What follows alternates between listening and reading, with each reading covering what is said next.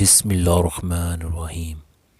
آپ صلی اللہ علیہ وسلم نے فرمایا، تین باتیں ایسی ہیں جن پر میں قسم کھاتا ہوں اللہ تعالیٰ اس شخص کو جس کا اسلام میں کوئی حصہ ہے اس آدمی کی طرح نہیں بنائے گا جس کا اسلام میں کوئی حصہ نہیں۔ اور اسلام کے تین حصے ہیں: روزہ، نماز اور صدقہ۔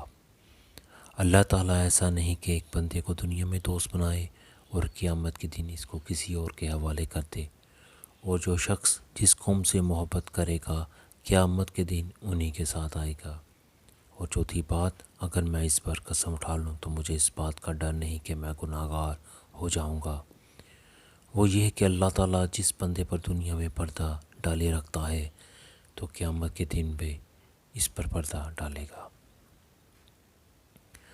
نبی اکرم صلی اللہ علیہ وسلم نے فرمایا، رب کی رضا والد کی رضا میں ہے اور رب کی ناراضگی والد کی ناراضگی میں ہے۔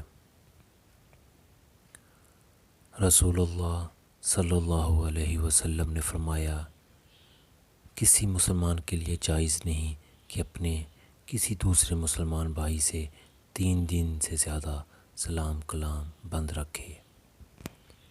جب دونوں کا آمنا سامنا ہو تو وہ اس سے منہ پھیر لے اور یہ اس سے منہ پھیر لے، اور ان دونوں میں بہتر وہ ہے جو پہلے سلام کرے۔